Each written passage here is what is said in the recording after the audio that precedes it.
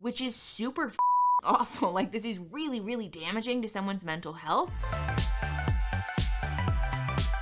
Okay, hi everybody. Thanks for coming back if you've been here before, or hi, welcome if you're new. My name's Mickey, I'm a therapist, and we talk about therapist-y things on this channel. Today, we are talking about Love is Blind again, which might seem a little weird because we just did a whole bunch of ding-dang streaming about it. However, I was recently made aware that an Insider article was published with lots of accusations and allegations and just like stuff that's really disturbing and upsetting. So I want to talk about that because I think it also raises a conversation about the like greater issues of ethics as it concerns reality TV. So we're going to talk about that. We're going to talk about the article specifically, and just like get into it. Also, hi, if you're new here, thanks for coming. You should subscribe. There's a button down there that you can click, and you can also turn on notifications while you're down there. Before we get into it, I do want to give a clear trigger warning for this article, though, because we are going to discuss mental illness, anxiety attacks, but also SI, and like general trauma and the impact of exploitation and abuse and things like that. So if that's a sore spot for you, I have a playlist up here of like cool, happy, fun times. Please go watch that. Please take care of yourself, because we are going to talk about some pretty disturbing stuff today. Okay, so let's talk about the specific allegations that were made in the Insider article. I want to like briefly recap. Normally I wouldn't get as much into it, but it is behind a paywall. I had to pay for this article. So in case you're not able to access it, I do just want to summarize what all has been said. Also, to be clear, before we get into it, I just want to be very clear and explicit about the fact that these are all allegations. I, as an individual, cannot personally verify whether or not these things are factually true. None of this has been verified by a court of law or anything like that. So these are all allegations. To be clear, we do believe survivors. We do believe people who share their stories about abuse on this channel and in this space, but for legal reasons, because I'm not really in the business of collecting cease and desist letters if I don't have to. These are all allegations. This is all alleged. So there are a lot of things that were said. Some of them I think weren't as surprising to some people, particularly the degree to which production supposedly pushed alcohol on the contestants. I think by now we're all aware that the opaque gold wine glasses that these people carry around are like the paid actors on the show. First of all, we've been made aware that those glasses are used so that you can't see the levels of liquid inside of them. And the rumor is that the producers may or may not use that to their advantage in terms of editing things together to make the storyline more the way that they want it to look, and that there's no continuity errors from the consumer's perspective. On top of that, though, there are quite a few people in this Insider article who've spoken about the frequency with which producers encouraged contestants to consume alcohol.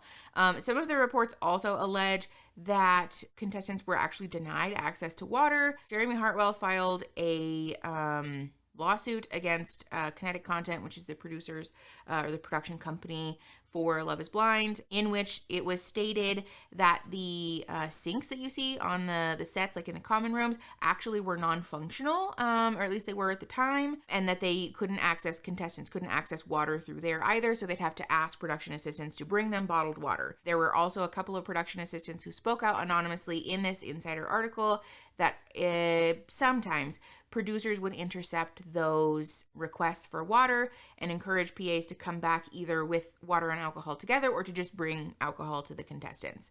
Apparently, PAs were also very encouraged regularly to be topping off the drinks of the contestants. And so, like, again, this is something we've talked about on the channel a lot in the history of this show. We've been talking about the show since season 1, and this is something we've discussed ad nauseum. The amount of alcohol that contestants seem to consume during the course of filming, to me, is alarming, both from like a physiological perspective, that like consuming that much alcohol can very much be damaging to somebody's health, but also from a psychological place, especially in tandem with some of the other allegations that we're going to talk about. But before we get into that, I want to give a shout out to this week's sponsor, Green Chef. Green Chef is a CCOF certified organic meal kit company, and as if I couldn't love them anymore, to celebrate Earth Month, Green Chef is partnering with One Tree Planet to reforest northern Thailand and combat food insecurity in vulnerable communities. This is me in my pajamas unboxing our meals this week because Green Chef delivers the meals right to your door so that you can skip the grocery store but still have delicious home-cooked meals that are also really easy to put together. This time, Erin and I made mushroom and pepper banh mi bowls, which I was really excited about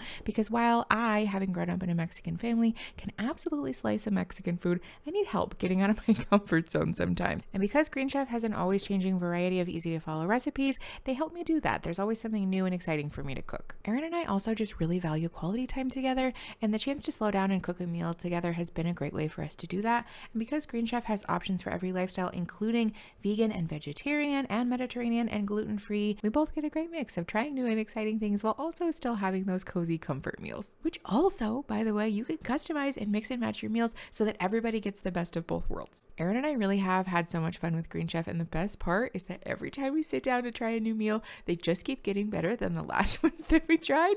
Clearly, we enjoyed this one a lot. Okay. What pretty good. This time the meal was so good that we both did a little happy dance. So if you want to do your own happy dance, use my code MickeyAdkins60 to get 60% off plus free shipping on your first box. Go to greenchef.com for more details. Thank you again to Green Chef for sponsoring this week's video. Let's jump back in. One of the other ones that's most noteworthy that people are like really taken aback by is that apparently contestants are denied access to sleep. Several contestants have spoken out about the filming days being 20 hours or more, and also that apparently the living conditions are not good. Brianna Holmes is a person who was a contestant on season 1 who spoke about their living conditions in the first few days, that there was one trailer for the women and one trailer for the men that each were just stacked with bunk beds. Brianna described the conditions as cold, uncomfortable, and lacking in privacy. And so when contestants complained about this, Brianna states that the solution was to move contestants to their own hotel rooms, but to station bodyguards outside of the rooms, which is something that was later echoed by Danielle Rule, who got engaged to Nick Thompson in season 2. They spoke about how in Mexico, they actually had to make friends with people in the pool to bribe them, to bring them food and water. A lot of the allegations center around the general living conditions and the experience on the show being, quote, unsafe and inhumane. There are also allegations from Jeremy Hartwell's lawsuit about the financial compensation that contestants received being not appropriate or up to par with the legal minimum wage in California. If there's an allegation that could be made about an unsafe or inhumane work environment about Love is Blind, it's probably been made. This article is so incredibly long. And so again, I don't want to like take a whole bunch of time summarizing this, but like, please know that the allegations are like numerous and also really alarming, the things that contestants were subjected to. Okay, so there's other stuff, like other allegations and like issues with the production and the ethics of this show that I want to talk about in a minute. But before we do that, I just want to talk about why the alcohol consumption, the lack of sleep, the lack of food, the lack of water, the lack of privacy, the lack of like social contact and all that stuff. I did forget to mention that, by the way. One of the PAs talked about how they were discouraged from speaking directly to contestants, and the phrase that was used was ice them out. And so I want to speak about why those things are relevant from my perspective as a clinician. Since the very beginning of talking about and reacting to this show, I have found it striking the amount of alcohol that contestants consume on camera, but also just the way that folks behave themselves. And we've talked a lot on this channel about how important it is for us as content consumers to be aware that the environment that's been created is likely contributing to pushing people to make decisions and to behave themselves in ways that's probably not reflective of their best selves. This is why when I stream the content, when I talk about it, we open every stream and video by saying, listen, like, let's not character assassinate these people in particular. The goal of me making the content is to help folks view behavior as essentially like a case study and then apply that knowledge and like our like best practice tips to our own lives, and to like look inward in introspection about where we want to go, how we want to grow, how to be our best selves, rather than to like point the finger at these people specifically. And this is why, because first of all, I think it's not a surprise to most people that like a lack of food, a lack of water, a lack of like sleep is an issue, right? Like physiologically, this is a fucking problem. But also when we talk about people making long-term, legally binding, and potentially expensive and difficult to undo decisions, but also just like generally relationship decisions, sussing out whether somebody is a good fit for us, whether someone is safe for us, whether we feel comfortable with a particular person. It's really, really important that we be able to adequately meet all of our basic needs. So like, again, the physiological needs of like food, water, safety, privacy, like those are important, but also adding alcohol to the mix and sleep deprivation to the mix, which influences the way a person thinks critically, is an issue to me.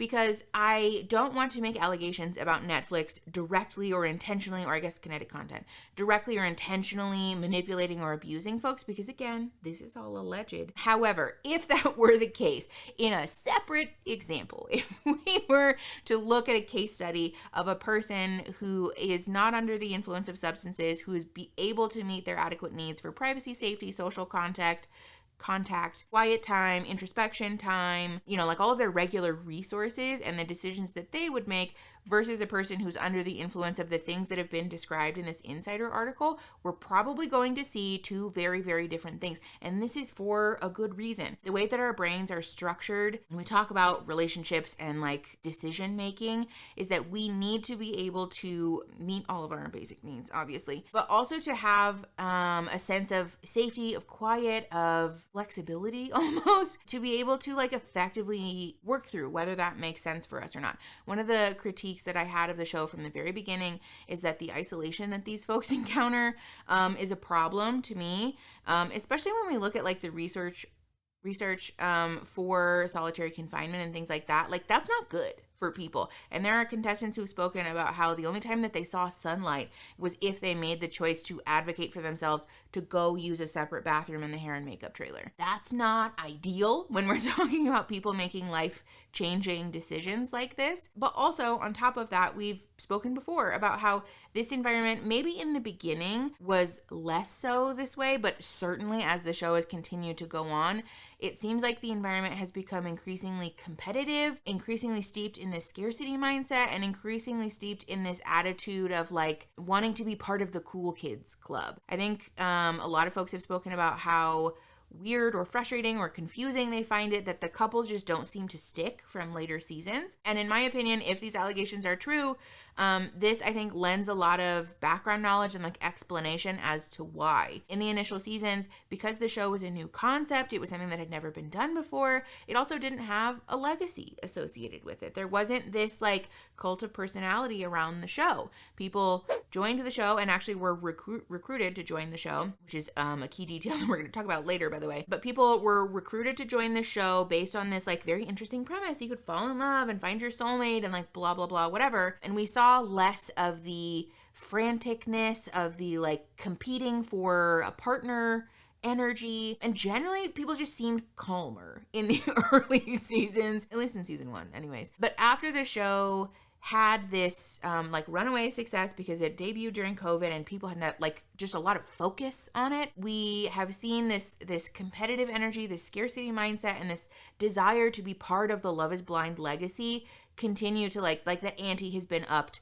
exponentially as the seasons continue to go on. It's just really important for us to talk about how, like, from a psychological perspective, that attitude and that energy combined with being socially isolated, not able to communicate with your regular support system, not provided any meaningful amount of privacy, potentially being denied food, water, and like comfortable shelter, all of those things combined create a powder keg for people to be like the worst fucking versions of themselves. And also I do think it's worth asking the question whether people were more inclined to just say yes to a partner to get the fuck out of the fucking pods, or to relieve themselves of some of that expectation, because it does sound suffocating, the things that have been described. Danielle Rule, who was on season 2 and was engaged to Nick Thompson, spoke about how she actually fainted after she drank a lot of champagne and not a lot of water on a particular day, and after coming to was shoved immediately into a talking head interview. There was no medical examination, there was no break or like, here, have some water, lay down,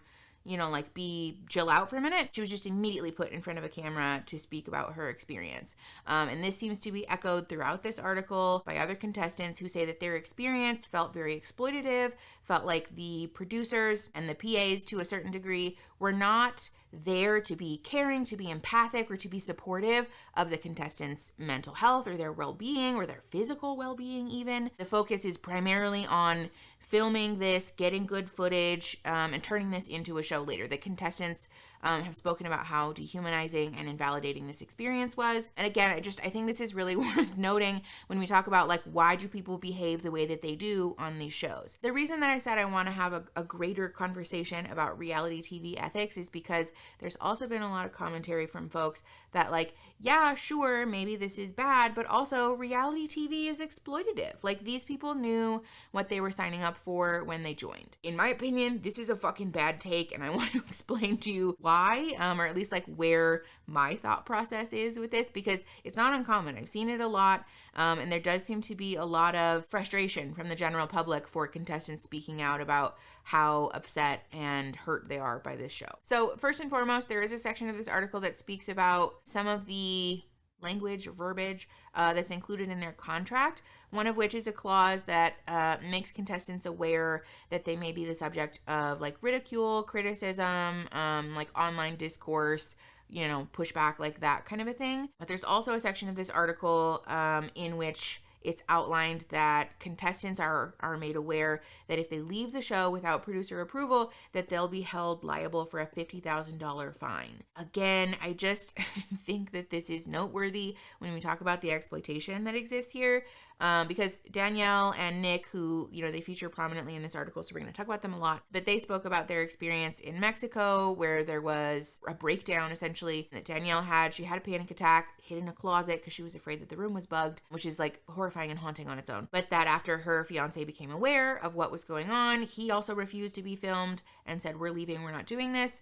And producers then heavily encouraged them to stay. There was apparently phrases used like, "You're, the next Cameron and Lauren," and promises made about a sympathetic edit. And Danielle spoke about how on top of this pressure that they received, there was also the fear that Nick and Danielle both felt about that $50,000 fine, and the question of like, does me refusing to participate right now constitute me being liable for a $50,000 fine when all of this is said and done? Also of note with this situation is that Danielle spoke about how she voiced clearly to her fiance and to producers that she was experiencing suicidal ideation, and she had survived a previous suicide attempt in the past. And the phrase that she used is that, "I don't trust myself." She tried to communicate this several times to producers, and again was still like heavily encouraged to stay. The reason that I want to talk about this situation and like this environment, like this culture around the show generally, is because again, in contrast with the criticism that like people knew what they were signing up for, reality TV generally is exploitative, they should have known. No one signs up for this. And it's entirely different to say that contestants knowingly and willingly sign up for this show, being made aware that they might be the subject of like online bullying or like criticism from the public, and saying that people deserve to be dehumanized, that people deserve to be subjected to unsafe working conditions, and that people deserve to have their efforts to advocate for their own mental health and safety dismissed for the pursuit of making a good TV show. Those are not the fucking same. And also, for what it's worth, defending Love is Blind by saying that reality TV generally is exploitative and so really is this that much worse than everything else is not a good look. I just don't agree with the take that because reality TV has a bad reputation for being exploitative that we should all just collectively look the other way because that's just the way that it is. I think there's also an interesting conversation to be had here about sexism as an aside, because oftentimes it's not uncommon for folks to view media that's made or like media that's directed, produced, spearheaded by men as like legitimate media, TV shows and movies that are, again, like heavily supported and also consumed and enjoyed by men tend to be more legitimized in media spaces than shows that are primarily consumed and viewed and also pioneered or spearheaded by women. Reality TV falls into this group. There's a lot of rhetoric and public criticism about reality TV being trash TV. And in my opinion, it's not a coincidence that reality TV is viewed as trash and also that reality TV is primarily viewed and consumed by women and femme presenting folks. So when we talk about working conditions and safety and prioritizing the well-being of the participants or the contestants, it's a conversation that needs to be had in that context as well, in my opinion, because I think a lot of people would not be surprised or frustrated or appalled by actors on a set for, again, like media that's heavily consumed by men, for those actors to advocate for their own breaks in privacy and things that they need to support their mental health and well-being. But when it's contestants on a show, again, that's like heavily consumed by women, all of a sudden there's this attitude that this is entitled or unwarranted, or that these people are, making a mountain out of a molehill. Again, I think it's also just worth highlighting, like, explicitly that regardless of how someone feels about clout chasing or wanting to be famous or, liking attention, this is still inherently a working environment. This is a contractual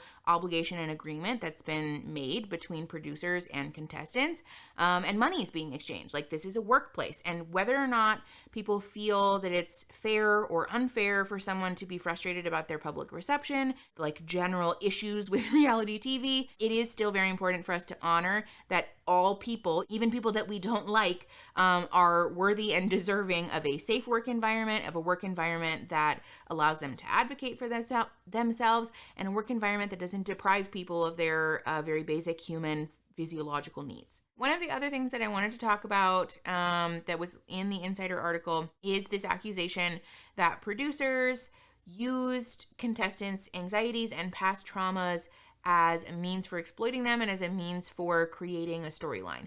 This is something that Danielle from season 2 spoke about, because she said that she privately confided about her weight loss journey with one of the producers, or like some staff member on set, because they also spoke to her about their weight loss journeys and body issues, and she felt safe to do so privately in a one-on-one conversation, only to find out later during a talking head interview that they were going to use that material to try to craft a story arc. They asked her questions about it and tried to insinuate that she was insecure because of this.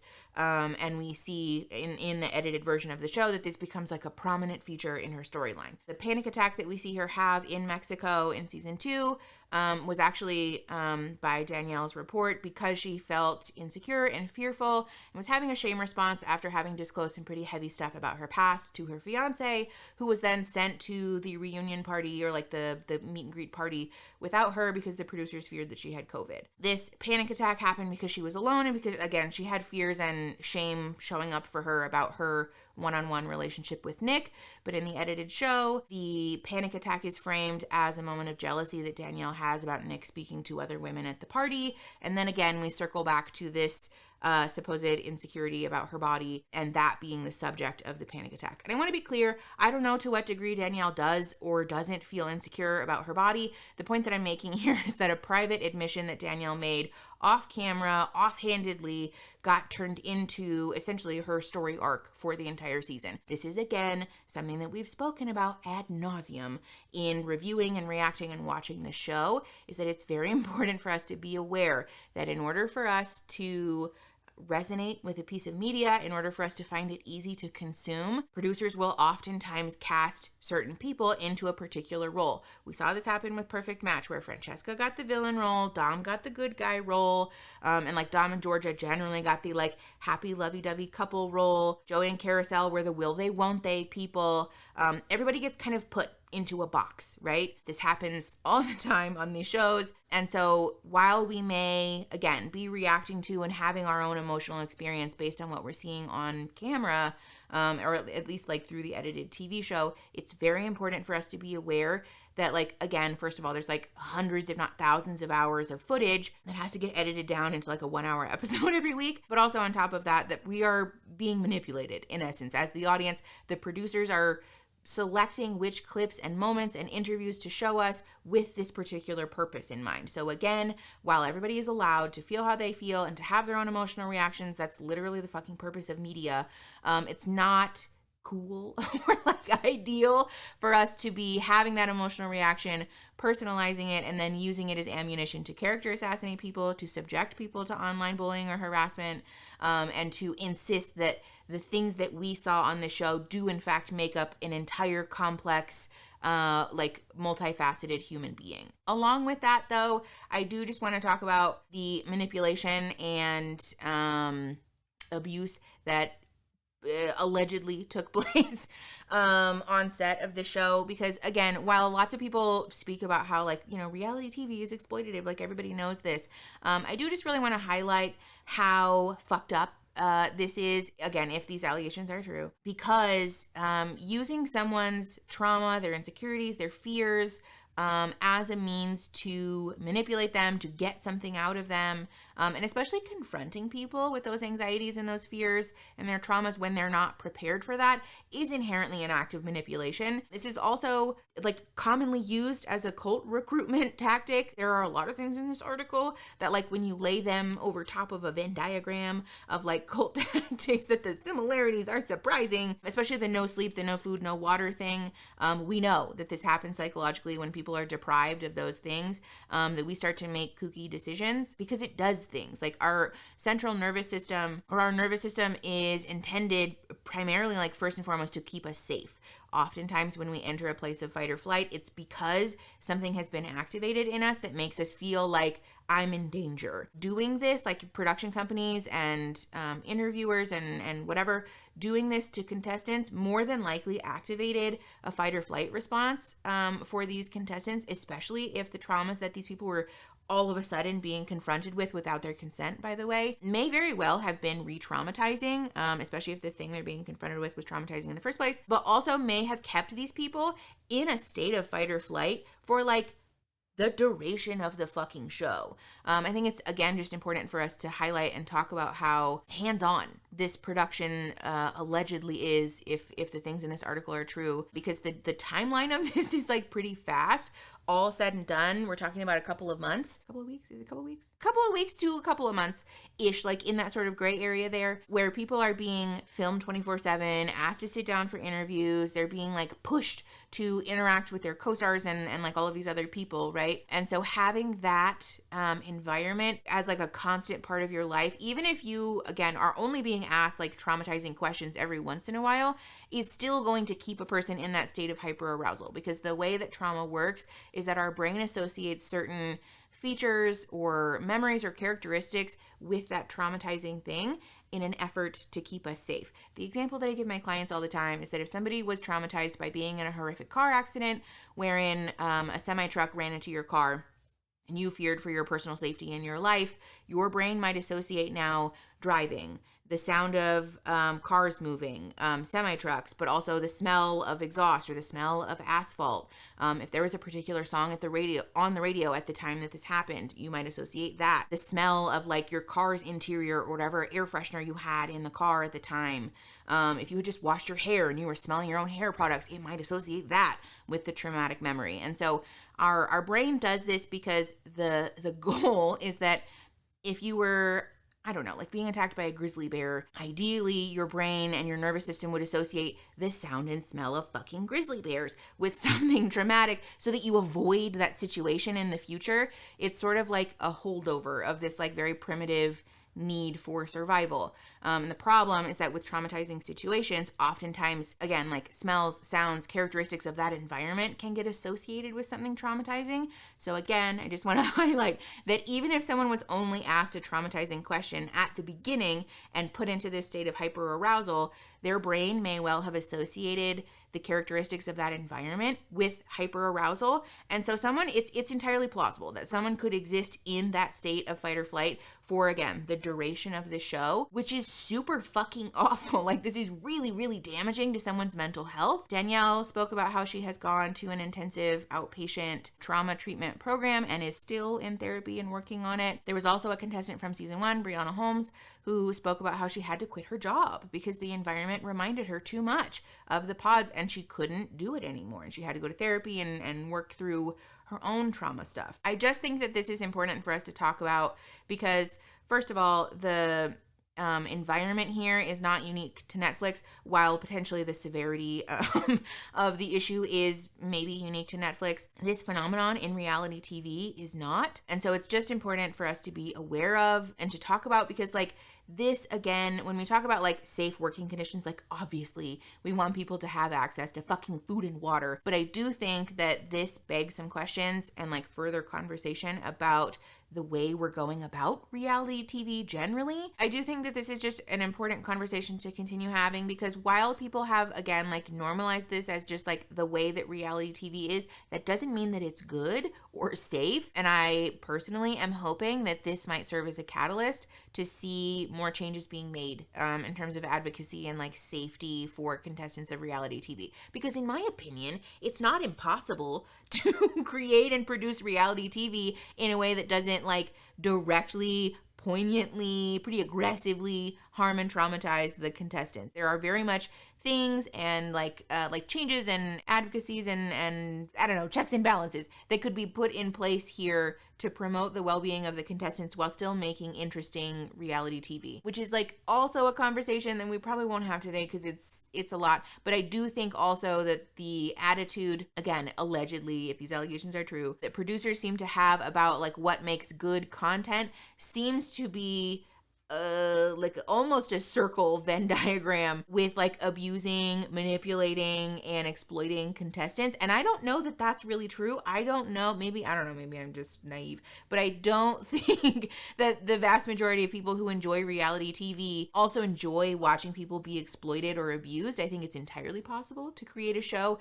that lots of audiences enjoy and resonate with and find interesting and dramatic and clickable without having to do those things. I do know that Nick Thompson has decided, I don't know if this has happened recently, but he's posting about it a lot on his Instagram, to be a figurehead in this field of advocacy for reality TV contestants. And so that's interesting work, and I'm excited to see where that goes. But just generally, I do think it's important for us to unlearn this value or this idea that exploitation just is a inevitable and unavoidable part of reality TV production, because I don't think it has to be that way. Which also leads us to a conversation about the involvement of mental health professionals on this show specifically and in reality TV generally. There are several contestants who've spoken about the involvement of mental health professionals on the show, and also about the psychological evaluations that they underwent before being recruited to the show. A lot of the reports seem to be that their feeling, the contestants' feeling, was that the involvement of mental health professionals was more so to check a liability box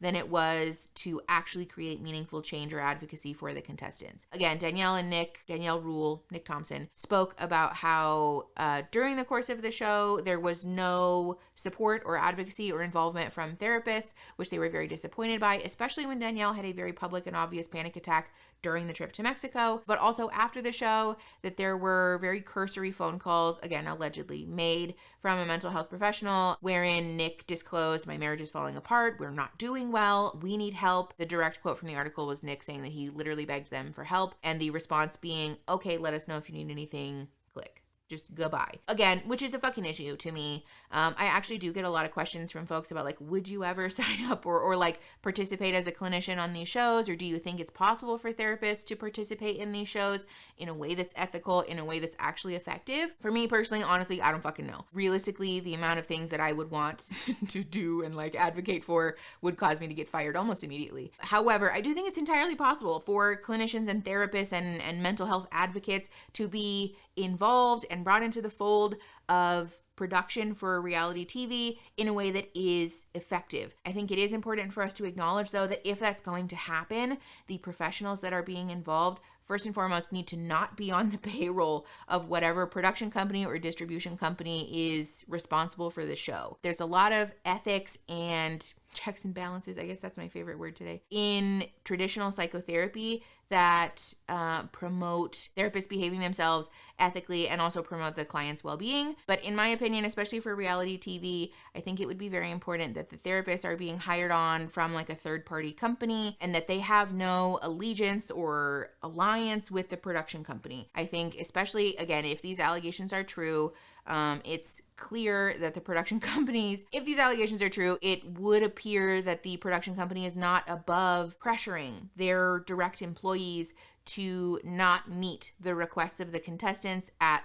with the hope of creating more clickable and interesting TV. The conversation about like, don't bring water, bring alcohol comes to mind. So I think that would be key. But also on top of that, if mental health professionals are going to be involved with any reality TV show and that work be effective, it's absolutely critical and essential that all of the disclosures made by contestants to the professionals be confidential and completely off the table from the production company and the distribution company. This is why I take issue with shows like Married at First Sight, which is also produced by Kinetic for what it's worth, because the mental health professionals that are involved are being directly compensated by the show and also are not guaranteeing any amount of confidentiality or privacy for the show contestants, which in essence renders the work sort of useless.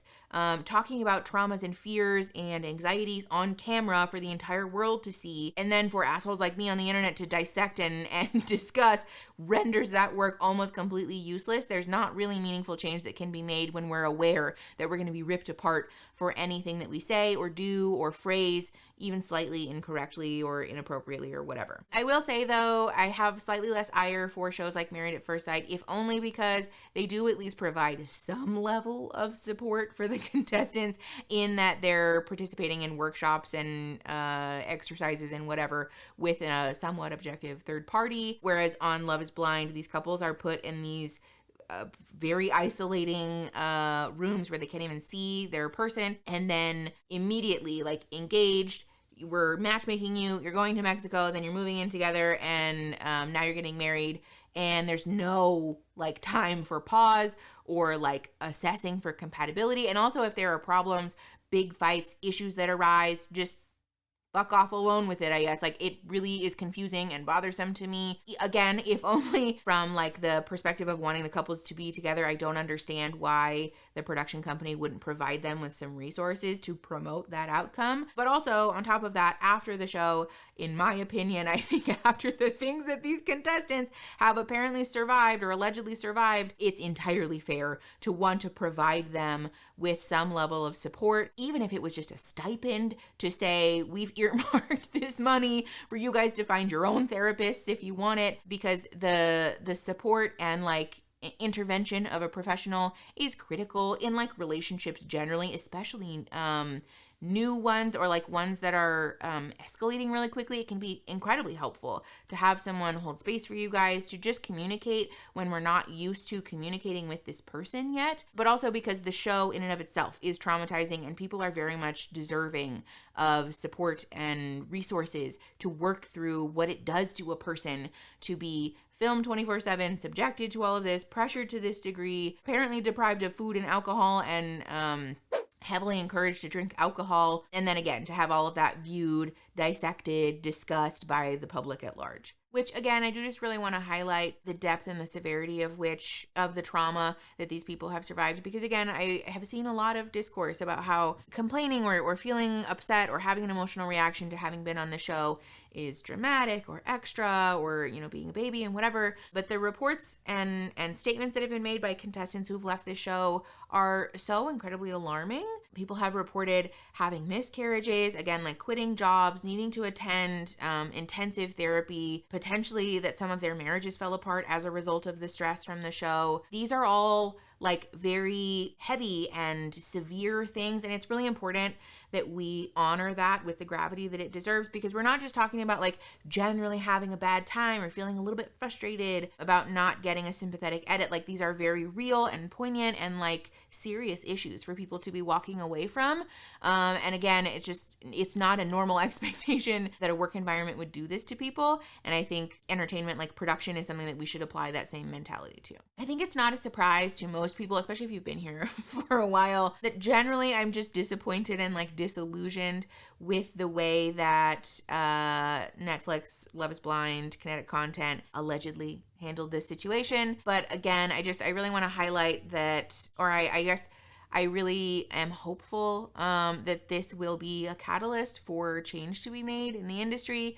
And I do also, for what it's worth, I just want to remind people that our choices as consumers can also create a meaningful impact in terms of forcing the hand, production companies and large companies like Netflix and whatever, by not engaging with content that makes you feel icky, by not supporting content that you don't agree with how it's made. We can be a part of creating meaningful change. Along with that, though, I do want to caution people against like taking this on as as a personal burden. We talk about this all the time on this channel now, but this is a systemic issue. This is a problem that is, baked within the industry, and not the responsibility of like one individual consumer to personally shoulder and undo in a singular evening or like a singular video. But again, for what it's worth, if it does make you feel icky, if you don't like it and you're feeling kind of hopeless and helpless about it, one of the most impactful things that we can do as consumers is remove our support by not streaming the show or supporting it, etc., etc. But anyways, generally speaking, I'm just not super jazzed about the way that this was handled, allegedly. I am hopeful that this will be, like I said, a catalyst for change to be made. If you like the video, subscribe to the channel. We do talk about pop culture stuff, but we also do a cute educational moment every now and again, so I'd love to have you stay for that.